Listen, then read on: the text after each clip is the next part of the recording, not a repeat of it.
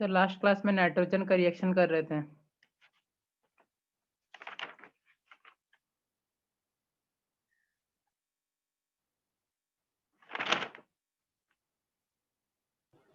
ये तुम लोग प्रैक्टिस किए?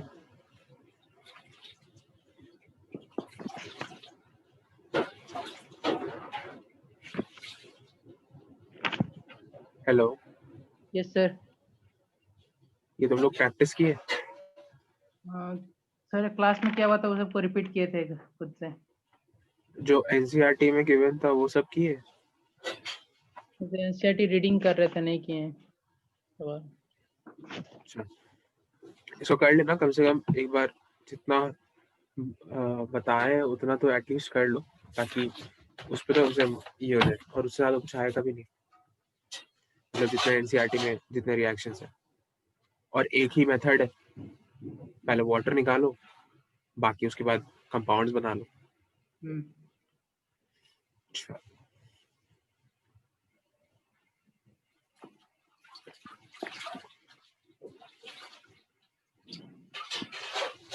चलो देखो, आज तो फिर हम लोग लास्ट क्लास में ये बात किए थे कि नाइट्रोजन को कमर्शियली कैसे बनाते हैं, लैब में कैसे बनाते हैं, ये सब मेथड्स के बारे में हम लोग बात कर लिए थे। प्योर नाइट्रोजन को कैसे बनाते हैं इसके बारे में बात कर लिए थे, ठीक है। तो आज के क्लास में हम लोग थोड़ा सा, ये ग्रुप 15 खत्म ही हो जाएगा, ठीक है, बस 10-15 मिनट में। तो सबसे पहले हम लोग नाइट्रोजन का कुछ प्रॉपर्टीज देख लेते हैं, ठीक है। तो जो नाइट्रोजन होता है ये रूम टेम्परेचर पे ऑलमोस्ट इनर्ट होता है, ठीक है। रूम टेम्परेचर पे ये इनर्ट गैस की तरह बिहेव करता है, मतलब क्योंकि एक पहले से गैस है तो रूम टेम्परेचर पे बहुत ज्यादा रिएक्ट नहीं करता है। और ये ऑक्सीजन से सिर्फ तभी रिएक्ट करता है जब टेम्परेचर बहुत ज्यादा हो, ठीक है। जैसे अब तुम जैसे एयर देखोगे तो एयर में ऑक्सीजन नाइट्रोजन प्रोमिनेंसी में रहता है ना, लेकिन फिर भी ये एक दूसरे से रिएक्ट नहीं करता क्योंकि दोनों ही ऑलमोस्ट नोबल गैसेस है एट रूम टेम्परेचर, ठीक है। लेकिन जब टेम्परेचर बहुत ज्यादा बढ़ जाता है तब ये दोनों गैस जाके रिएक्ट कर जाता है। फॉर एग्जाम्पल, जब बिजली चमकता है तो उस समय टेम्परेचर बहुत ज्यादा होता है, तो नाइट्रोजन गैस और ऑक्सीजन गैस जो रहता है वो इलेक्ट्रिसिटी के प्रेजेंस में NO बनाता है, ठीक है। ये रिएक्शन ये तब होता है जब बिजली चमकता है, तब, ठीक है। दूसरा पॉइंट कि नाइट्रोजन जो होता है ये क्रायोजेनिक एजेंट होता है,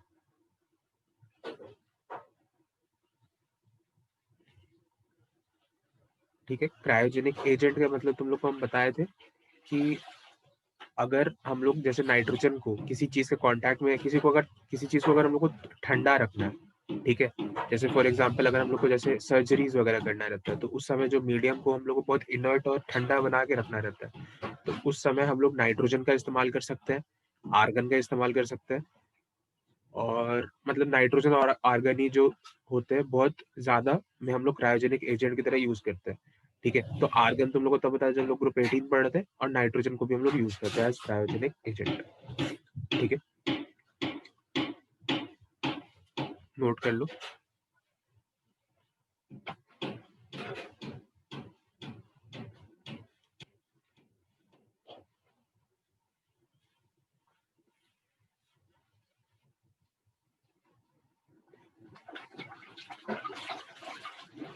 एक आखिरी हम तुमको एक यहाँ पे एक क्वेश्चन देते हैं, ट्राई करो करने का, ठीक है।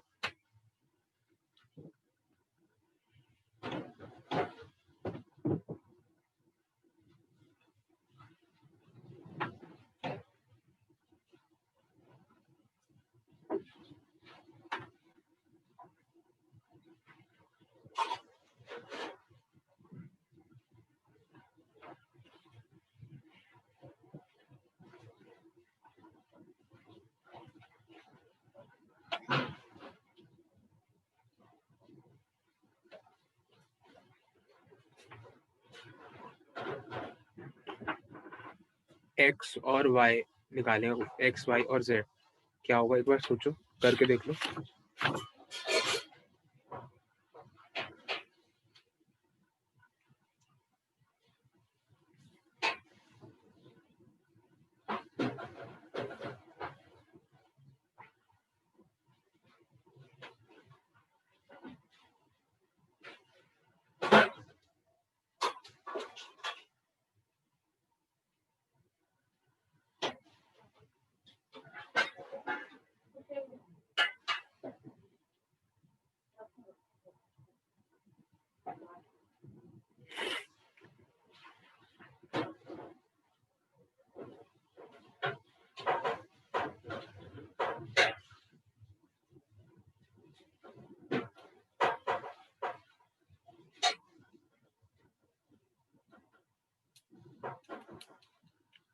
पता चला?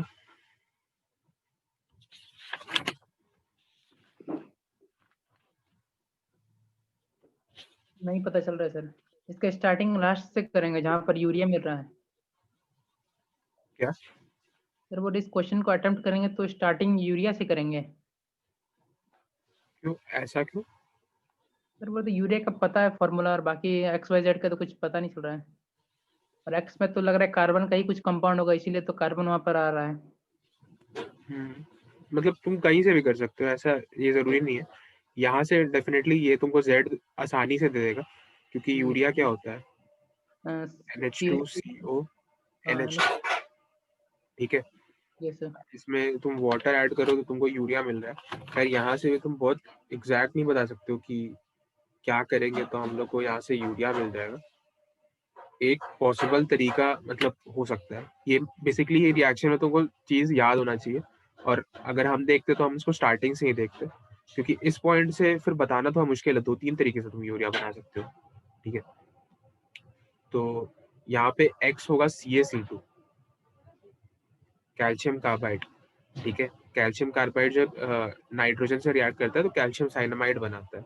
इसको नाइट्रोलियम भी बोलते हैं, फर्टिलाइजर की तरह यूज करते हैं, ठीक है। और इसका दूसरा जो कॉमन मतलब जो केमिकल नेम होता है ये होता है कैल्शियम साइनामाइड,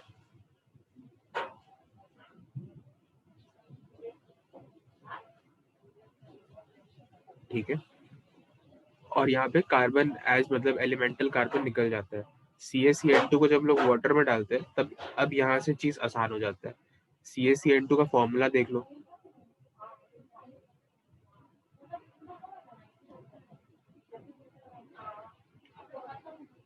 ठीक है।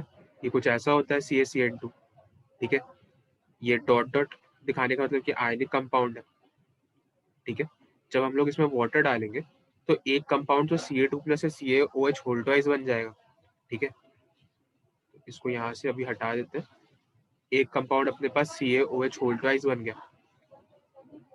और जो दूसरा कंपाउंड होगा ये जब वाटर से रिएक्ट करेगा, मतलब कोई भी अगर नाइट्रोजन कंटेनिंग कंपाउंड वाटर से जब रिएक्ट करता है तो इसका जो ये डबल बॉन्ड, जैसे नाइट्रोजन होता है तो फाइनल प्रोडक्ट NH2 बनता है, ठीक है। डबल बॉन्ड O होता है तो फाइनल प्रोडक्ट OH बनता है। तो मतलब ये ऑर्गेनिक का रिएक्शन का बस मतलब फाइनल जो आता है वो हम तुमको बता दिए, ठीक है। तो इसमें जब हम लोग वाटर डालेंगे तो यहाँ पे ये बनेगा,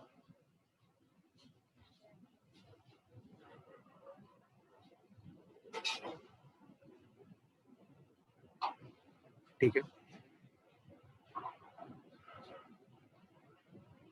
और ऑक्सीजन बाहर निकल जाएगा। ऑक्सीजन बाहर निकल जाएगा। ऑक्सीजन कहाँ पे? ये तो बोलना है, वाटर का? हाँ हाँ, वो ऑक्सीजन गैस के फॉर्म में ऐसे उसको बैलेंस करके देखना पड़ेगा। हमको नहीं लगता है कि ऐसा ऑक्सीजन गैस इसमें निकलता है, बैलेंस करके देखना पड़ेगा इसको।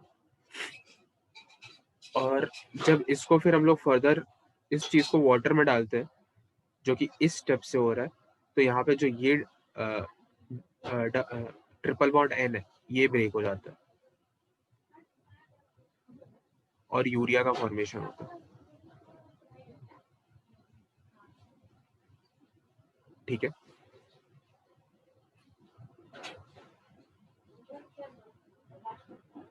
तो ये था इसका पूरा रिएक्शन। एक्चुअली ये पूरा इनऑर्गेनिक रिएक्शन है, तो इसमें तुमको एक एक चीज पता ही होना चाहिए, नहीं तो तुम कर नहीं पाओगे इसको। इस पॉइंट से फिर आगे करना थोड़ा आसान हो जाता है, क्योंकि फिर यहाँ से ऑर्गेनिक का रिएक्शन आ जाता है। ठीक है, लेकिन पहला वाला रिएक्शन तो याद ही होना चाहिए। और ये जो कंपाउंड है, ये नाइट्रोलियम है, फर्टिलाइजर की तरह यूज होता है। और इसको एक दो मतलब ये एनसीईआरटी में भी इसका रिएक्शंस गिवन ही है, मतलब यही रिएक्शन एनसीईआरटी में भी गिवन।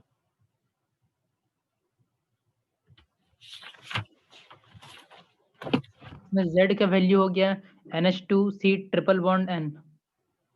ये हो गया जेड, ये हो गया वाई, सॉरी Y वाई तो सी ए एच होल्ड वाई से।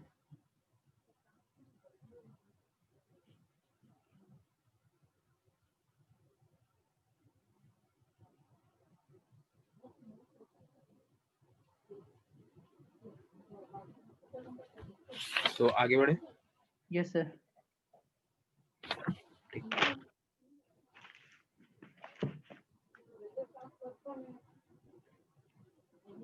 अब इस तरह का आखिरी टॉपिक PH3 फॉस्फीन। ठीक है, तो इसका स्मेल कैसा होता है? रॉटन एग लाइक स्मेल की रॉटन फिश लाइक स्मेल?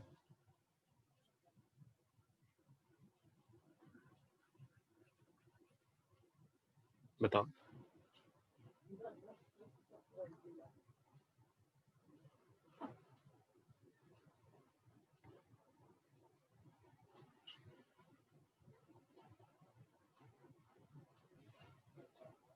सर नहीं रीड किए थे यहाँ तक पूरा। ये तो पता होना चाहिए इसको, एज वो भी यूज करता है कि ये एक तरीके का टेस्ट ही है उसका, जो स्मेल टेस्ट होता है। रॉटन फिश लाइक स्मेल होता है इसका, और H2S का रॉटन एग लाइक स्मेल होता है, NH3 का यूरिन लाइक स्मेल होता है, और एसिटिक एसिड का विनेगर लाइक स्मेल होता है। ये सब कंपाउंड का स्मेल्स याद ही रखो तो अच्छा होगा। ठीक है, अभी क्या PH3 पढ़ रहे हैं, तो इसका स्मेल अब से मत भूलना कि ये होता है रॉटन fish like smell. Yes sir.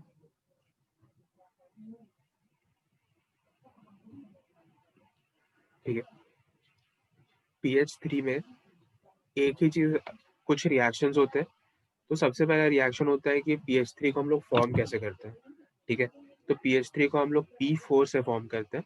P4 को जब हम लोग बेस NaOH के प्रेजेंस में डालते हैं, तो ये फॉर्म करता है PH3 प्लस NaH2 PO2।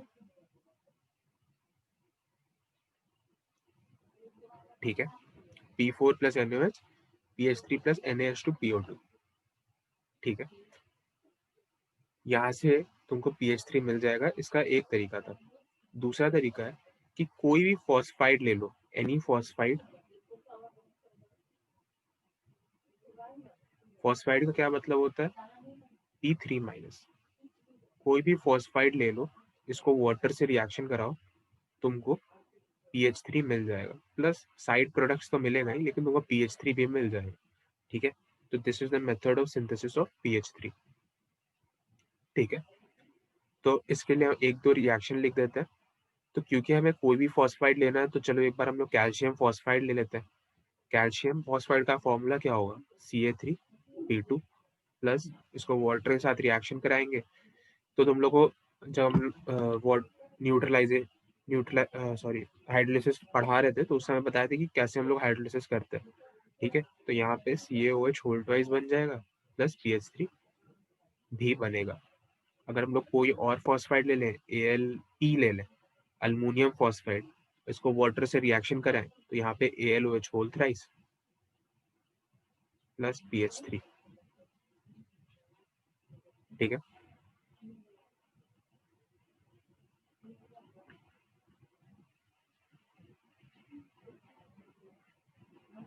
ये रिएक्शंस।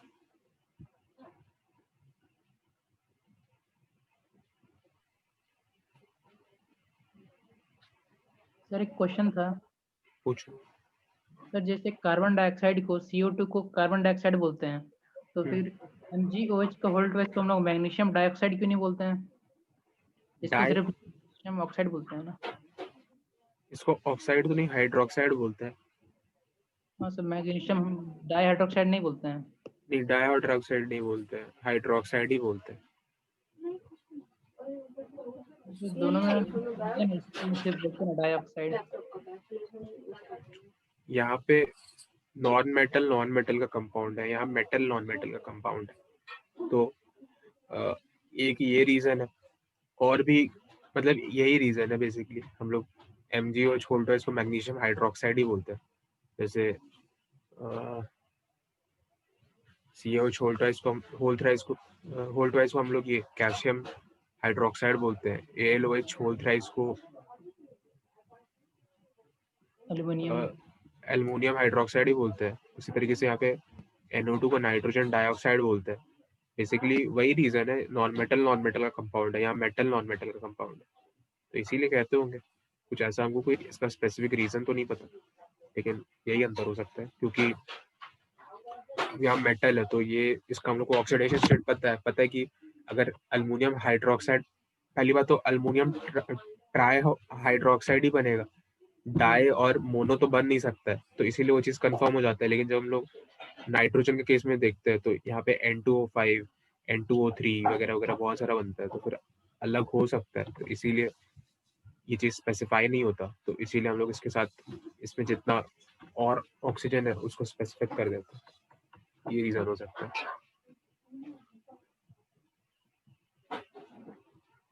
ठीक है। सर अब एक क्वेश्चन पूछा जाता है जनरली एग्जाम्स में कि जो PH3 मिलता है हम लोगों को, क्या वो प्योर होता है? या फिर हम लोग एक यहाँ से स्टार्ट कर लेते हैं कि क्या प्योर PH3 बर्न करता है?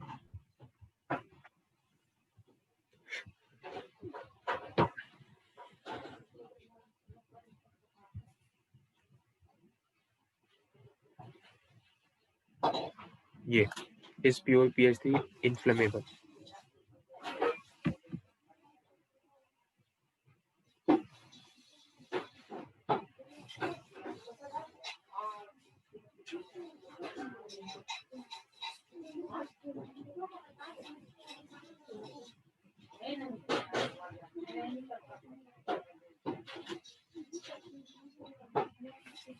तो हम इसका आंसर बता देते हैं कि जो प्योर PH3 होता है ये मतलब इनफ्लेमेबल नहीं होता, ये नॉन फ्लेमेबल होता है।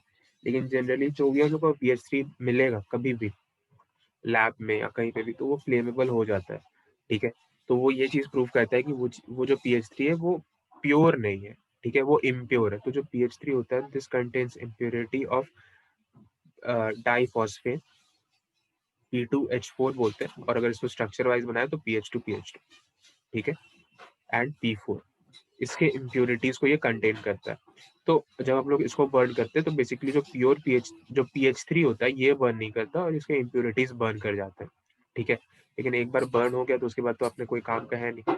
तो हम लोग क्या करते हैं कि ये जो इम्प्योरिटीज है इसको रिमूव करने का कोशिश करते हैं फ्रॉम द मीडियम, ताकि हम लोग को जो प्योर PH3 है वो ऑब्टेन हो जाए। प्योर PH3 को ऑब्टेन करने के लिए हम लोग उसको बर्न तो करेंगे नहीं, तो इसीलिए हम लोग क्या करते हैं कि हम लोग इसको रिएक्ट कराते हैं HI से, एसिड से। एसिड से क्यों रिएक्ट कराते हैं? क्योंकि यहाँ पे जो PH3 है ये बेसिक है।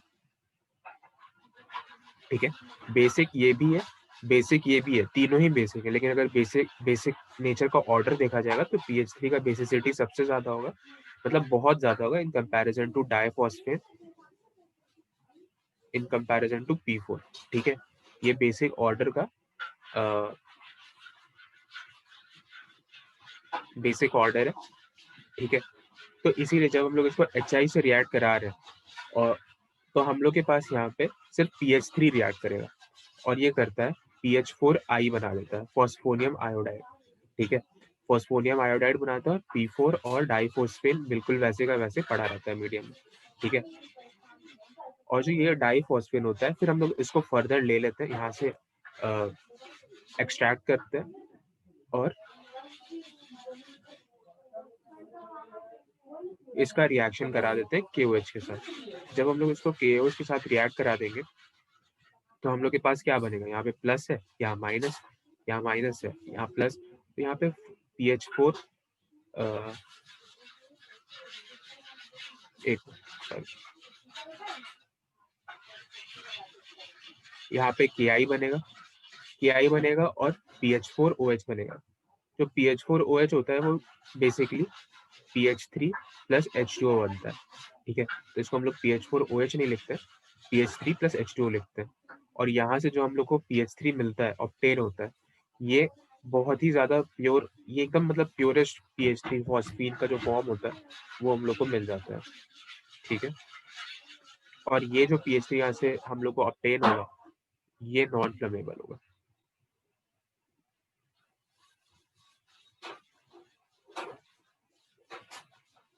मतलब प्योर जो होता है वो नॉन फ्लेमेबल होता है। हाँ, प्योर नॉन फ्लेमेबल होता है, और अगर उसका मिक्सचर रहेगा तो वो फ्लेमेबल होगा। सर जो बॉम्ब बनाने में भी फास्फोरस का यूज किया जाता है ना? बॉम्ब तो हम बनाया नहीं है यार कभी, पता नहीं, फिर नहीं। इसमें ऐसा होता है ना, फास्फोरस आता है और सल्फाइड सल्फर है। अब बॉम्ब से इसका क्या लेना देना।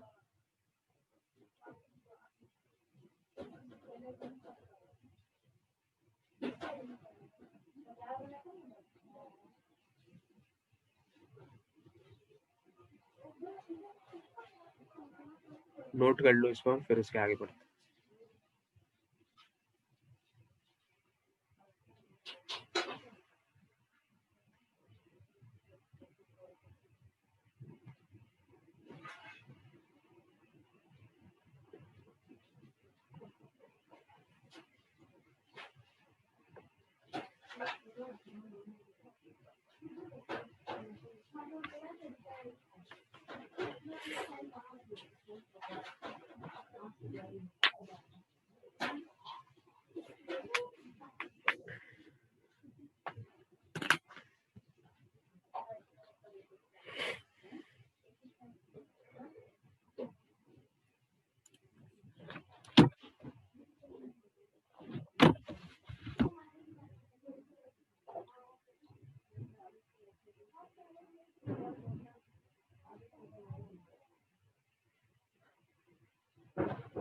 नोट किया हुआ हो गया। तो देखो, अब यहाँ पे एक दो और रिएक्शन होंगे PH3 के लिए, ठीक है। तो PH3 का एक और जो इम्पोर्टेंट रिएक्शन होता है वो क्या करता है कि अगर हम लोग इसके पास कोई आयनिक कंपाउंड से इसका रिएक्शन कराए, ठीक है, तो वो उसका फॉस्फाइड में उसको क्रिएट कर देता है। फॉर एग्जांपल अगर हम लोग PH3, क्योंकि PH3 एक बहुत अच्छा रिड्यूसिंग एजेंट होता है, तो अगर हम लोग इसको सपोज CuSO4 के साथ रिएक्शन कराएं तो यहाँ पे ये बना देगा Cu3P2, इसका फॉस्फाइड, ठीक है, प्लस हाइड्रोजन गैस रिलीज कराएगा। ये जो Cu3P2 होता है ये ब्लैक कलर का होता है, ब्लैक प्रेसिपिटेट, ठीक है।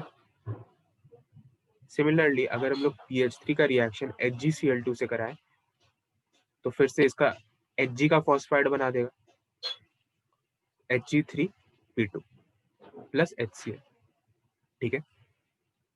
और ये भी जो Hg3P2 होता है ये भी बेसिकली ब्लैक ही होता है, ठीक है। तो अगर हम लोग फॉस्फीन का रिएक्शन किसी भी चीज के साथ कराएंगे तो बेसिकली उसको रिड्यूस करेगा, ठीक है। रिड्यूस करके उसका जो फेवरेबल स्पॉट होता है वो उसको फॉस्फाइड में कन्वर्ट कराना चाहता है, और उसके लिए ये दो रिएक्शंस एग्जाम्पल के लिए बता रहे हैं, ठीक है। और पूछा जाएगा तो सिर्फ इन्हीं दो रिएक्शन के लिए ही पूछा जाएगा तुम लोगों से।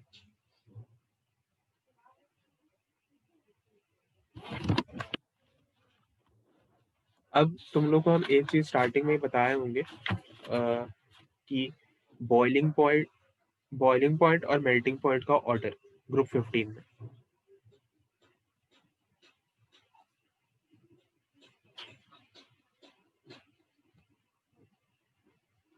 बताएं।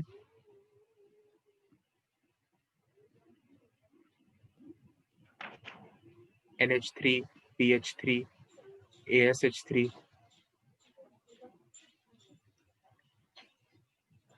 SBH3 और BiH3।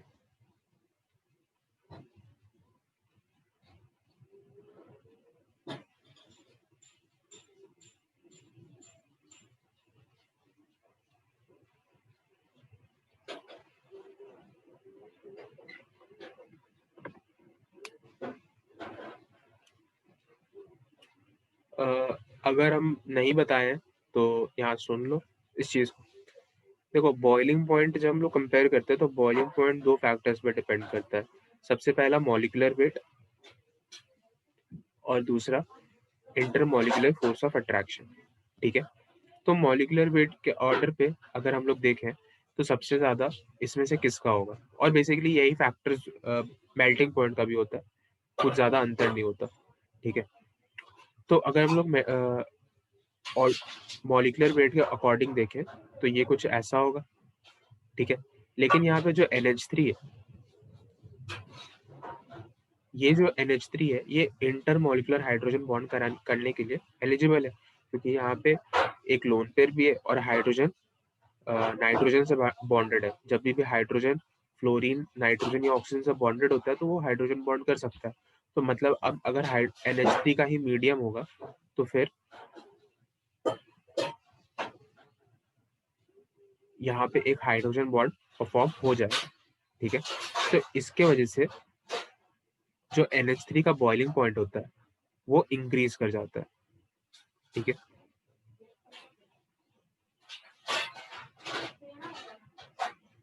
और यहाँ आ जाता है, मतलब जो बॉइलिंग पॉइंट का फाइनल ऑर्डर आता है वो कुछ ऐसा होता है।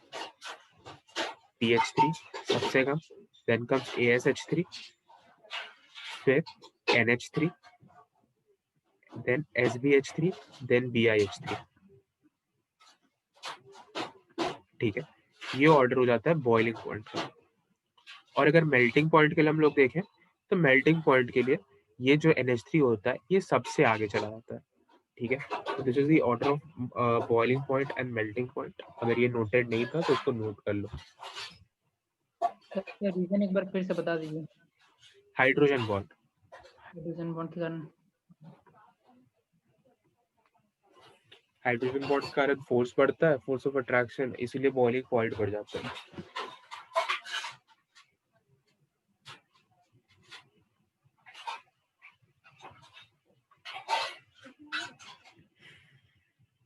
ठीक है, अब अगर अपन, चलो एक और क्वेश्चन तुम लोगों को पूछ लेते हैं कि NH3, SBH3 या NH3, PH3, ASH3, इन तीनों में बेसिक स्ट्रेंथ का ऑर्डर क्या होगा?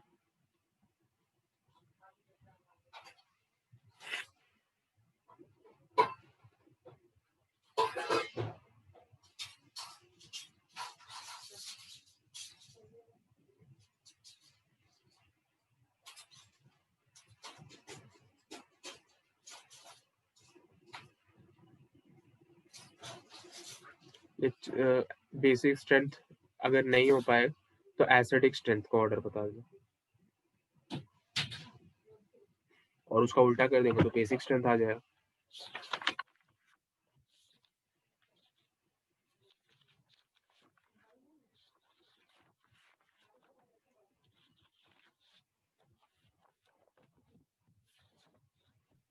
सर एसिडिक स्ट्रेंथ का ऑर्डर हो जाएगा NH3, फिर PH3, फिर ASH3। मतलब ये सबसे ज्यादा कि कम? सबसे ज्यादा। ये सबसे अच्छा एसिड है, ऐसा क्यों? सर ये ज्यादा इलेक्ट्रोनेगेटिव एटम है। तो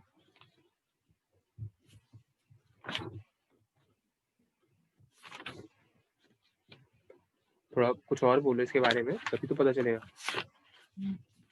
तो इसको इलेक्ट्रॉन एक्सेप्ट करने का टेंडेंसी ज्यादा है।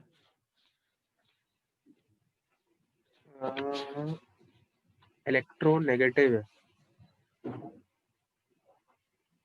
ये तो कोई बात सही नहीं लगा। तो इलेक्ट्रॉन एक्सेप्ट करेगा भी तो क्या होगा?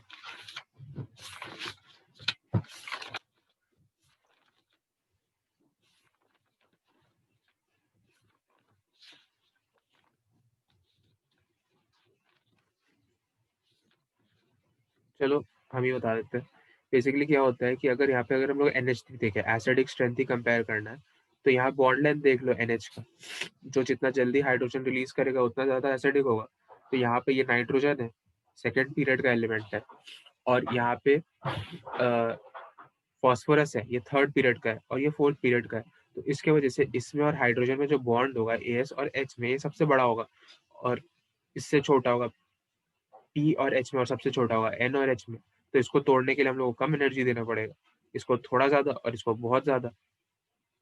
तो इसका मतलब सबसे ज्यादा एसिडिक कौन सा हुआ? ASH3, then comes PH3, then comes NH3। और अगर हम लोग को बेसिक स्ट्रेंथ का ऑर्डर ही देखना है, तो ये अब इसका रिवर्स हो जाएगा, ये हो जाएगा बेसिक स्ट्रेंथ। समझे? Yes sir. सर एक बार स्क्रीन थोड़ा नीचे कीजिएगा, ऊपर का छूट गया था। ऐसे और थोड़ा नीचे। मतलब ऊपर करने बोल रहे हो? हाँ, बॉइलिंग पॉइंट वाले छूट गया।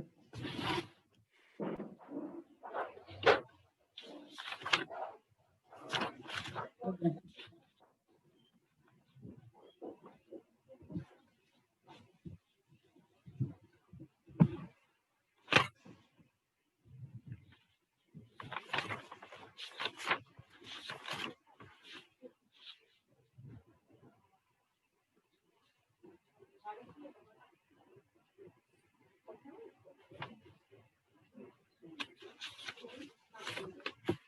हो गया सर, वापस से ले आए स्क्रीन।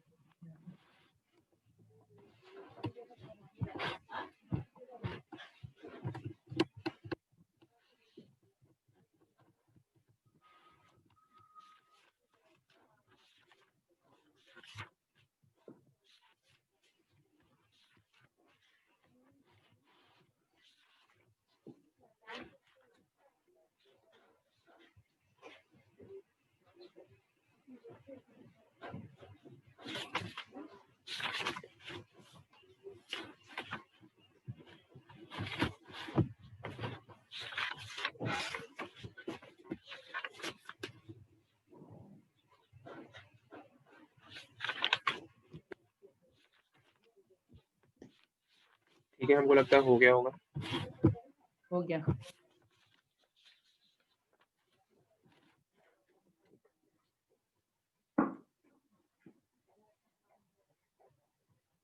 तो तुम लोग ग्रुप 15 पूरा खत्म हो गया। 12, ग्रुप 13, 14 और 15 और 18, 16, 17 बचा है। तो ग्रुप 16 से ही स्टार्ट कर लेते हैं, ठीक है?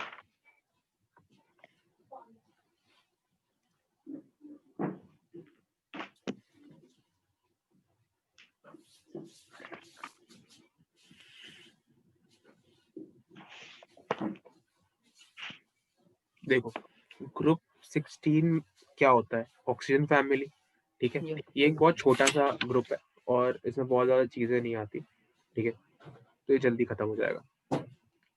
ग्रुप 16 बेसिकली ऑक्सीजन फैमिली है।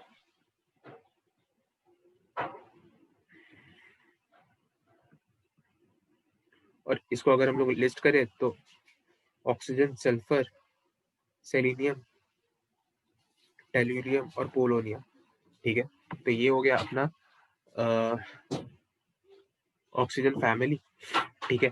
अगर यहाँ पे हम लोग ऑक्सीडेशन स्टेट देखें तो -2 से +6 तक जा सकता है, दोनों इंक्लूडेड।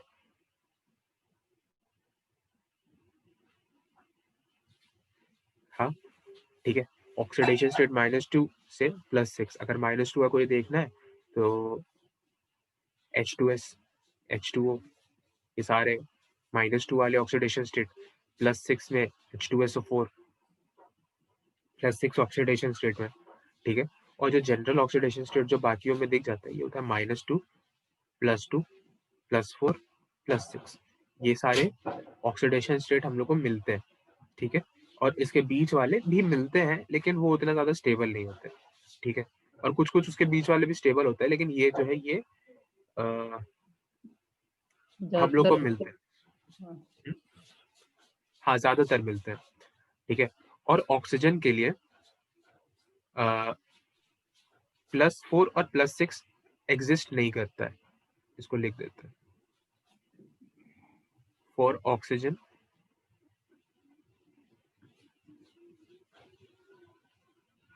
+4 एंड +6 एग्जिस्ट नहीं करता है, इसका मतलब सिर्फ ये -2 से लेके +2 तक ही जा सकता है, ठीक है। क्योंकि उसके पास वेकेंट डी ऑर्बिटल नहीं है,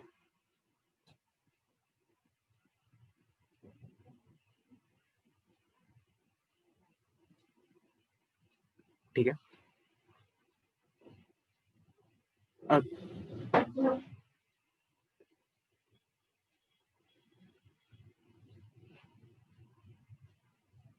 अगर हम लोग डाउन द ग्रुप जाते हैं तो जो +4 ऑक्सीडेशन स्टेट होता है उसका जो स्टेबिलिटी होता है वो इंक्रीज करता है, ठीक है।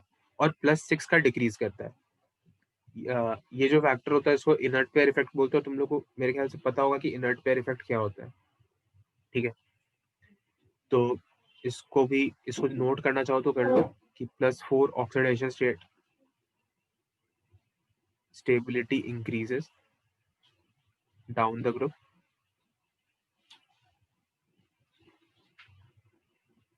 ड्यू टू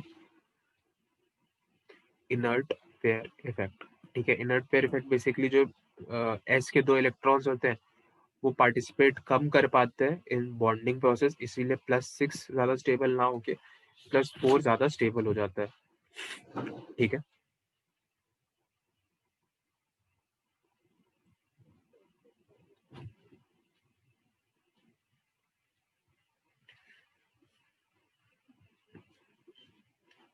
अब इसमें सबसे पहले स्टार्ट करते हैं एक रिएक्शन से, ठीक है। इसको बोलते हैं चारिंग रिएक्शन या चेयरिंग रिएक्शन, कुछ भी ऐसा। चारिंग ही बेसिकली नाम होता है, CHARRING, ठीक है। चारिंग रिएक्शन, चारिंग रिएक्शन में बेसिकली क्या होता है कि हम लोग के पास C12H22O11 है, ठीक है। इसको जब हम लोग कंसेंट्रेटेड H2SO4 में डालते हैं तब हमारे पास ये पूरा एटॉमिक फॉर्म में पूरा ब्रेक हो जाता है, मतलब 12 कार्बन 11 H2, ठीक है। तो इसको हम लोग बोलते हैं चारिंग रिएक्शन। ये अपने में एक बहुत ही यूनिक टाइप का रिएक्शन है, ठीक है। तो इसीलिए इसको ध्यान में रखना। और अच्छी बात है कि एनसीईआरटी में भी ये रिएक्शन गिवन है, ठीक है।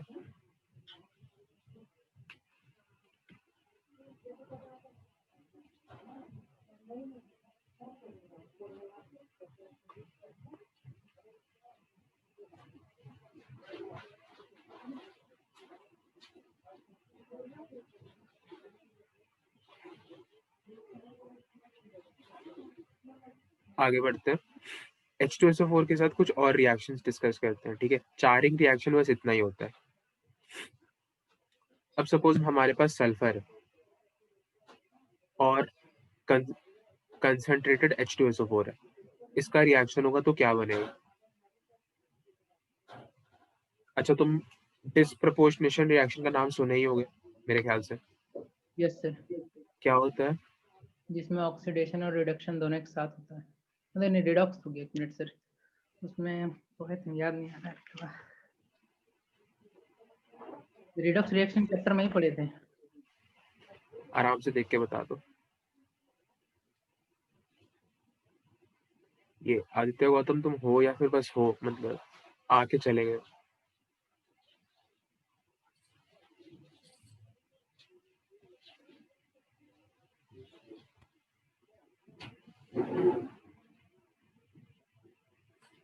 लगता है ऐसे आके चला गया। इसको मीटिंग से हटा दे। वो सर बस ज्वाइन किया, उसका तो आवाज नहीं आता है कभी।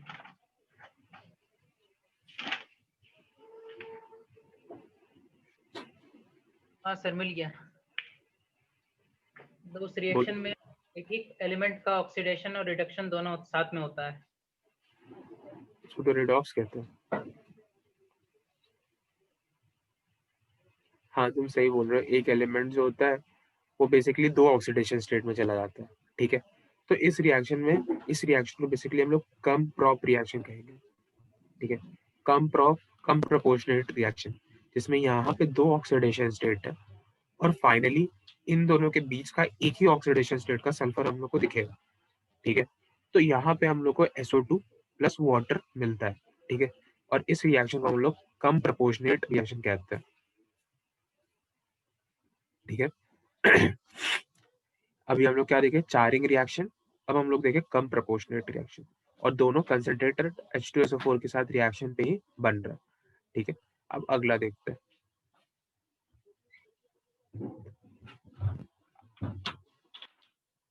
अगला जो रिएक्शन है ये कोई मतलब नाम के साथ रिएक्शन नहीं आ रहा, बस कंसंट्रेटेड H2SO4 के साथ एक जनरल रिएक्शन है, कार्बन प्लस कंसंट्रेटेड H2SO4। तो ये बनाता है CO2 SO2 H2, ठीक है। ऑक्सीडेशन हुआ, ऑक्सीडाइजिंग एजेंट की तरह काम किया, ठीक है। इसी की तरह अगर हम लोग यहाँ पे ले ले Cu copper plus concentrated H2SO4, तो ये क्या बनाएगा, CuSO4 plus SO2 plus H2O।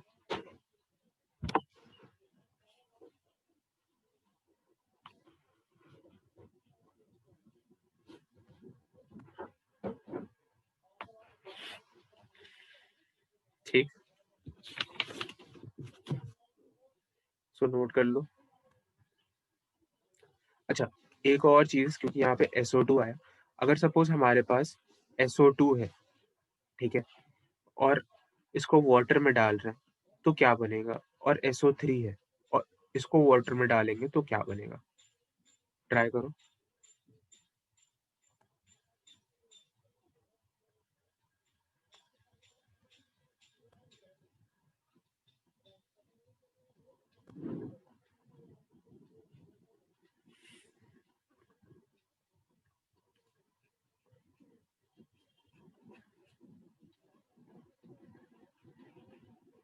Sulphur dioxide में अब हम लोग स्टार्ट करेंगे, ठीक है।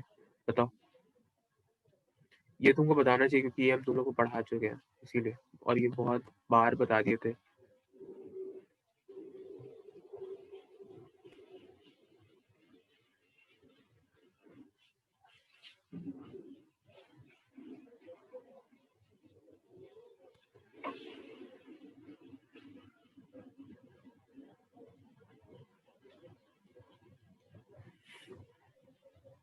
H2SO3 बन सकता है H2SO3 और और उसमें दूसरे वाले में H2SO4। ठीक, सही है। तो ये था रिएक्शन SO2 प्लस H2 और SO3 प्लस H2O में। अब जो SO3 होता है ये भी थोड़ा सा वॉलेट मतलब अनस्टेबल कंपाउंड होता है, थोड़ा सा हीट करते तो ये SO2 और हाफ O2 में ब्रेक कर जाता है, ठीक है। This is also a point to be remembered.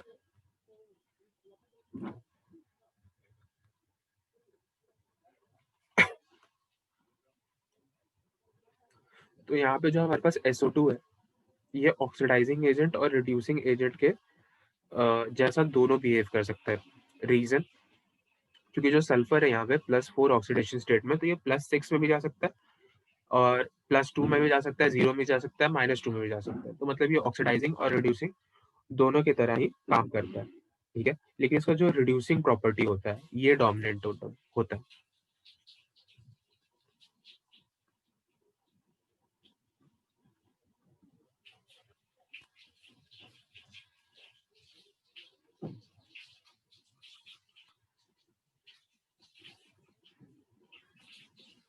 ठीक है, इसका रिड्यूसिंग प्रॉपर्टी क्यों डोमिनेंट होता है, क्योंकि जो सल्फर होगा वो +6 में ज्यादा स्टेबल होगा, ठीक है। क्योंकि यहाँ पे देखो, अगर इसका रिड्यूसिंग प्रॉपर्टी डोमिनेंट है तो SO2 रिड्यूस करेगा सामने वाले को तो खुद ऑक्सीडाइज होगा, खुद ऑक्सीडाइज होगा तो लॉस ऑफ इलेक्ट्रॉन करेगा तो उसमें प्लस चार्ज बढ़ेगा, मतलब सल्फर +6 में आएगा। और जो सल्फर होता है वो +6 में ज्यादा स्टेबल होता है। क्यों, क्योंकि ऊपर की तरफ +6 ऑक्सीडेशन स्टेट ज्यादा स्टेबल होता है, लेकिन जैसे हम लोग डाउन द ग्रुप जाते हैं तो +4 ऑक्सीडेशन स्टेट ज्यादा स्टेबल हो जाता है due to inert pair effect. ठीक है, तो यहाँ पे इसलिए सल्फर का +6 ज्यादा स्टेबल।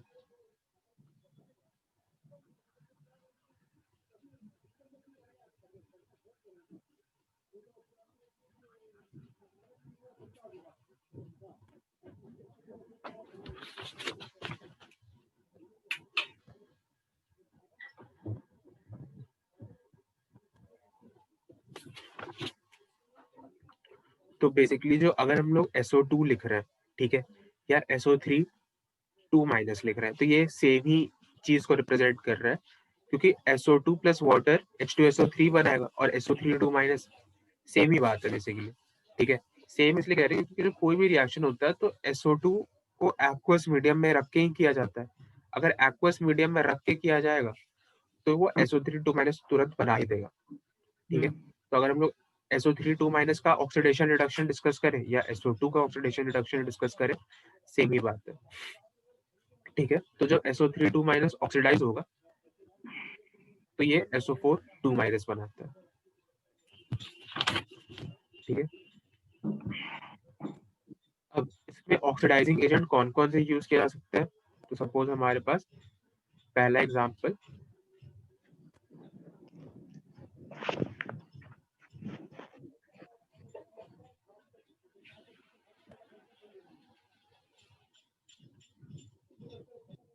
MnO4- एसिडिक मीडियम में, तो ये Mn2+ बनाता है और SO4 2- बना देता है। ठीक है, Mn2+ जो होता है ये कलरलेस होता है, और ये जो होता है ये पिंक होता है। ठीक,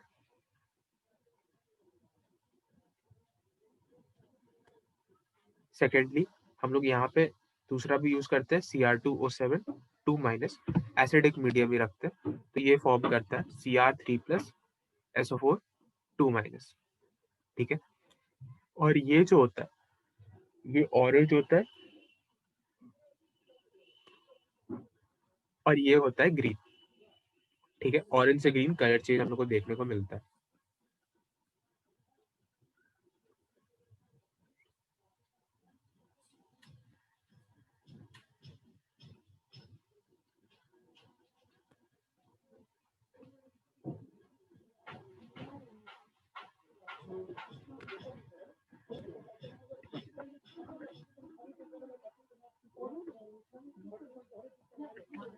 ठीक है,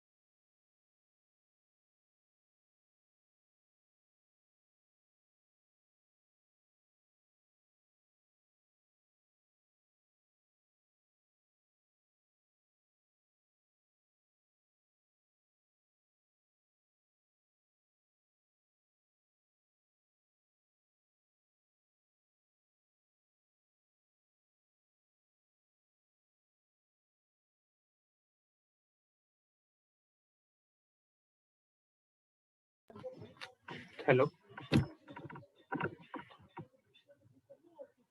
यस सर। यहाँ तक में कोई दिक्कत? तुम लोग का एग्जाम वगैरह, तुम लोग का स्कूल चालू हो गया? स्कूल सर खुला था, 2-3 दिन गए थे, उसके बाद तो हाँ, फिर जनवरी से प्री बोर्ड होने वाला है, अब नहीं जाएंगे। अच्छा, तुम बोकारो में हो? हाँ सर।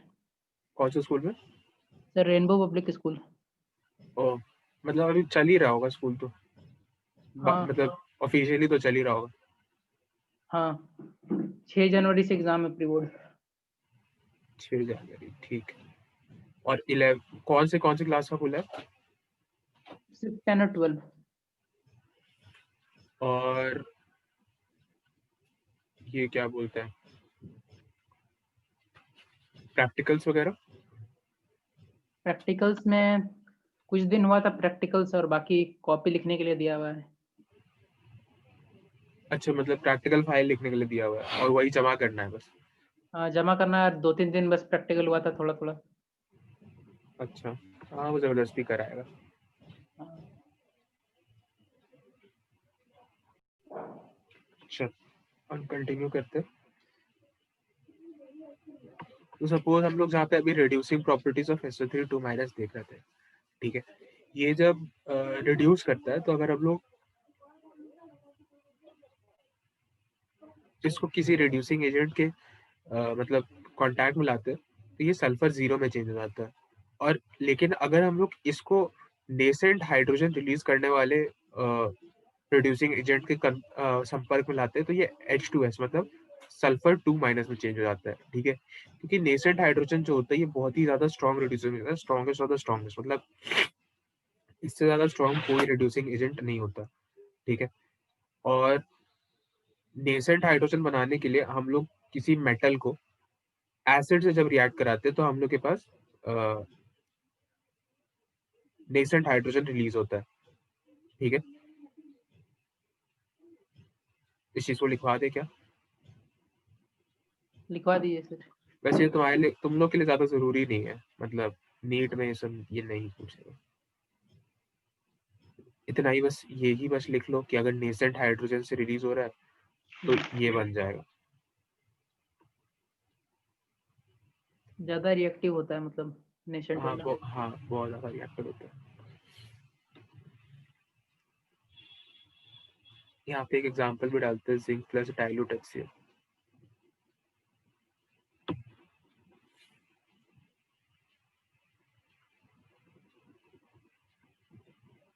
इससे ज्यादा नहीं पूछेगा, इतना भी नहीं पूछेगा, ठीक है। अब अगला टेस्ट होता है सल्फाइड के लिए सोडियम नाइट्रोक्लोराइड टेस्ट, ठीक है। अब सल्फाइड देख ही रहे हैं SO3 तो उसका टेस्ट भी देख ही लेते हैं, या फिर इसको छोड़ ही दो, इसको फिर बाद में देख लेंगे जब हम लोग सॉल्ट पढ़ेंगे ना, तब उस समय देख लेंगे सोडियम नाइट्रोक्लोराइड टेस्ट, ठीक है। इसमें और ग्रुप 16 में और क्या रहता है,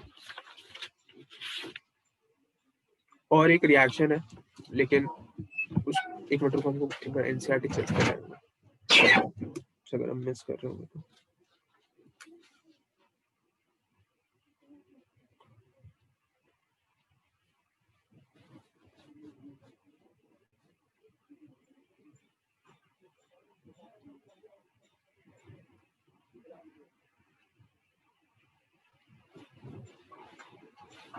Is your phone filling up with photos and videos and feeling slower by the day?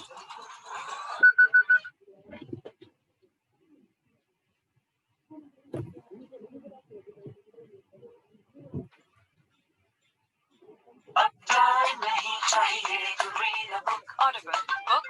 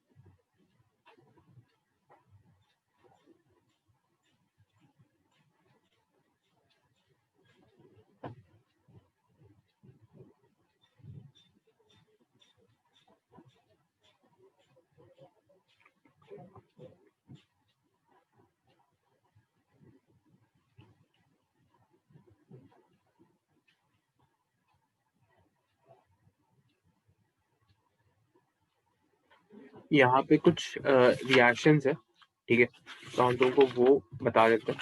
इसमें देखो हम ये सब चीज तुमको नहीं बता रहे, जैसे फिजिकल प्रॉपर्टी, ठीक है, जो बहुत ज्यादा कॉमन हो, जैसे आयनाइजेशन इंथैल्पी हाँ ग्रुप 15 से कम होगा या ज्यादा होगा, इलेक्ट्रॉन की इंथैल्पी, क्योंकि ये सब चीज तुम लोग को पता ही है। आयनिक रेडियस नीचे जाएंगे तो बढ़ेगा, ऊपर आएंगे तो घटेगा, पीरियड के हाँ लॉन्ग जाएंगे तो घटेगा। तो वो सब चीज तो केमिकल पीरियोडिक टेबल में बता दिया जाता है, तो इसीलिए वो सब चीज अभी बता नहीं रहे, ठीक है। जो केमिकल रिएक्शन है या फिर कोई ऐसा इंपॉर्टेंट चीज हो तो ही हम उस चीज को तुम्हें बता रहे हैं, ठीक है। अब जैसे यहाँ पे कुछ रिएक्शंस दिया हुआ है, पेज नंबर सर एक दिया हुआ प्रिपरेशन ऑफ डाइऑक्सीजन और प्रिपरेशन ऑफ हाइड्रोक्लोरिक क्या होता है हाँ H2SO4 कॉन्टैक्ट प्रोसेस, वो जरूरी है। अब जैसे यहाँ पे ये दिया हुआ है कि KClO3 को अगर हम लोग हीट करते हैं MnO2 के प्रेजेंस में, तो यहाँ पे KCl और O2 मिलता है, ठीक है। और थर्मल डिकम्पोजिशन से भी हम लोग को ऑक्सीजन मिल सकता है, जैसे Ag2O को अगर हम लोग हीट करते हैं, HgO को हीट करते हैं, PbO2 को हीट करते हैं और Pb3O4 को हीट करते हैं, तो हम लोग को ऑक्सीजन मिल जाता है, ठीक है। H2O2 को तो बस शेक भी करोगे तुमको मिल ही जाएगा ऑक्सीजन। ये रिएक्शन तो ये बहुत ज्यादा काम, मतलब ये चलो ठीक है, ये तो तुम्हारा पूछता भी है, और ये सब भी पूछ ही लेता है कि Ag2O, HgO, PbO और Pb3O4 इसको हीट करेंगे तो हम लोग को ऑक्सीजन मिल जाएगा, ठीक है। ये एक कैटेगरी का रिएक्शन हो गया। फिर ये सब चीज तो पूछता भी नहीं है कि Ca+O2 को अगर हम लोग हीट करते हैं तो हम लोग को क्या मिलता है, ठीक है। ये सब चीज नहीं पूछता है। P4+O2, अब P4+5O2 करेंगे तो P4O10 मिल जाएगा हम लोग को, और 5/2 करेंगे तो P4O5 मिल जाएगा, ठीक है। अब ये सब चीज पूछना बंद हो गया।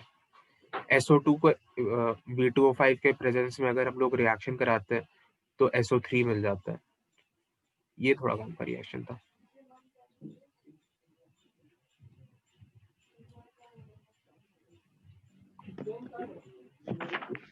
और सर ये मैन्युफैक्चर ऑफ H2SO4 में क्या है? एक मिनट पहले, उससे पहले देख लो कुछ कोई और रिएक्शन तो नहीं शूट कर।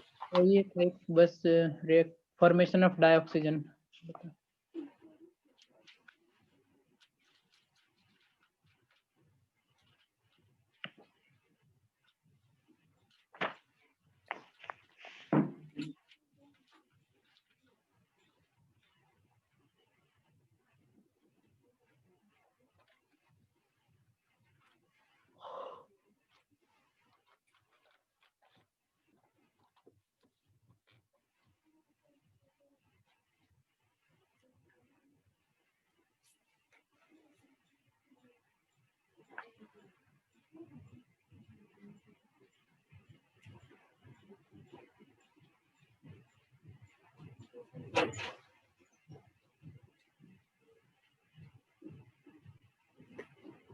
एक मिनट, मेरा इंटरनेट कनेक्शन थोड़ा अनस्टेबल बता रहा है, ठीक है। मैं एक बार रीजॉइन कर रहा हूँ।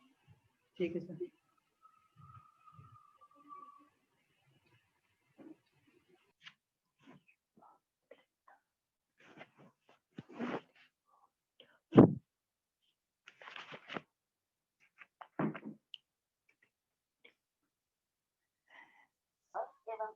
चंदन, भाई आदित्य चुप रहा, कुछ बोलता नहीं है। सर कहाँ गए? नेटवर्क खराब हो गया है। हाँ? नेटवर्क खराब हो गया, फिर से ज्वाइन कर रहे हैं। डिस्कनेक्ट नहीं ना होना है? नहीं, टीवी चल रहा है क्या तुम्हारा?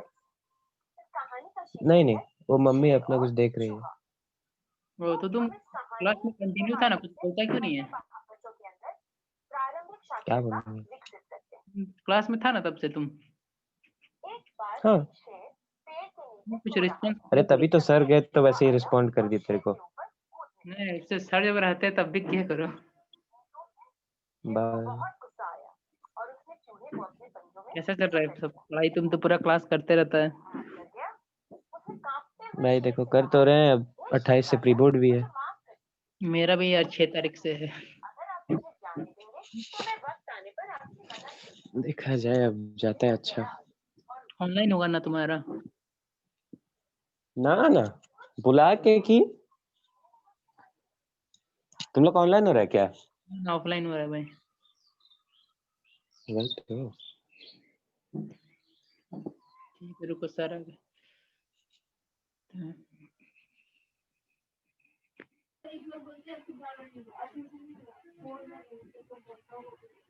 हेलो।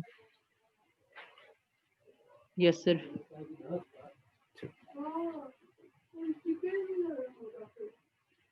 देखो, इसमें एक इम्पोर्टेंट रिएक्शन ही देखा है, कांटेक्ट प्रोसेस। ठीक है, कांटेक्ट प्रोसेस में बेसिकली क्या होता है कि H2SO4 बनाया जाता है और H2SO4 डिजायर्ड कंसेंट्रेशन का बनाया जाता है। ठीक है, बस यही इंपॉर्टेंट होता है इसमें। ठीक है, तो इसमें हम लोग स्टार्ट करते हैं सल्फर के साथ। सल्फर को ऑक्सीजन के साथ रिएक्शन कराते हैं, हीट देते हैं, SO2 का फॉर्मेशन होता है।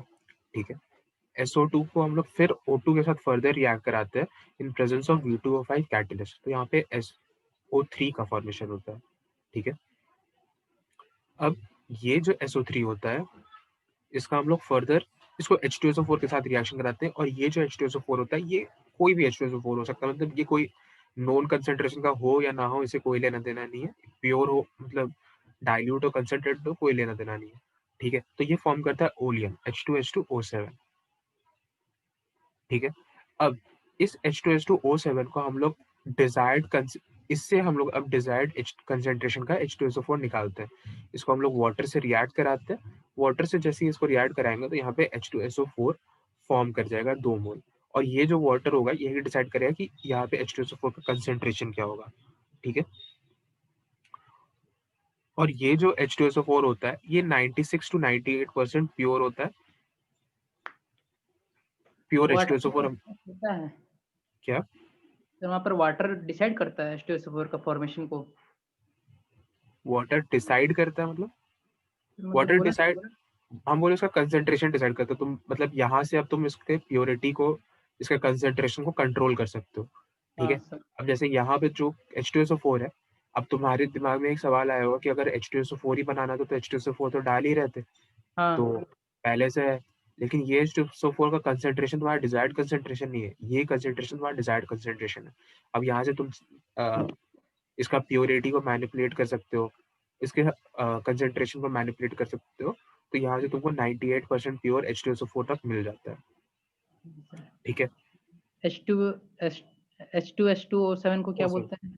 ओलियम। वॉल्यूम। हाँ, ठीक है। हाँ देखो, इसके बाद भी एक कुछ इंपॉर्टेंट रिएक्शन होते हैं लेकिन ये एनसीईआरटी में गिवन नहीं है। ठीक है, तो हो सकता है तुम लोग के बहुत ज्यादा काम का ना हो, लेकिन फिर भी हम बता दे रहे हैं। एक रिएक्शन होता है Pb3O4 प्लस HCl। ये PbCl2 plus Cl2 plus H2O form करता है। ठीक है, एक रिएक्शन होता है Pb3O4 प्लस HNO3। ये PbNO3 whole twice plus PbO2 plus H2O का फॉर्मेशन करता है। ठीक है, ये ब्राउन होता है और ये जो होता है ये रेड होता है। बेसिकली सिंदूर का कंपोजिशन होता है। ठीक है, Pb3O4 को सिंदूर में यूज किया जाता है। ठीक है, तो ये सर एक ये क्वेश्चन है कि what is the chemical formula of Sindoor? Option बताइए सर। सिंदूर में और भी कुछ होता है, Pb3O4 भी होता है और भी होता है एक दो चीज। ठीक है, ये तो तुम ये एक्स्ट्रा रिएक्शन है, ये पता नहीं तुम्हारे बहुत काम का होगा कि नहीं। एक और रिएक्शन होता है, reaction with thiosulphate. Sodium thiosulphate के साथ रिएक्शन, लेकिन इसको हम लोग डी ब्लॉक में लेंगे, ठीक है। हालांकि थायोसल्फेट जो होता है वो सल्फर का कंपाउंड है H2O3, ठीक है। लेकिन इसका जो रिएक्शंस गिवन है यहाँ पे नहीं गिवन है, तो यहाँ पे कंफ्यूज होने का कोई मतलब नहीं है। इसका रिएक्शंस हम लोग को डी ब्लॉक में गिवन है, ठीक है, तो वहां पे ही हम लोग इसको पढ़ लेंगे, ठीक है। और इसके बाद हम लोग ग्रुप 17 ही स्टार्ट करेंगे, ठीक है। 17 ग्रुप बहुत छोटा है, अभी उसको लेने का मतलब नहीं है। पहले डी ब्लॉक करेंगे, ठीक है। डी ब्लॉक करेंगे क्योंकि उसके बाद मेटलर्जी करना है, तो इसीलिए पहले डी ब्लॉक, अगले लेक्चर में डी ब्लॉक को स्टार्ट करेंगे, ठीक है। और मेटलर्जी तुम लोग का इंजीनियरिंग के साथ ही रहेगा, ठीक है, क्योंकि उसमें बहुत ज़्यादा चीज़ अंतर नहीं होता है, सेम ही चीज़ है, इसीलिए, ठीक है। तो आज का क्लास को यहीं पे एंड करते हैं। चलो बाय। Okay sir.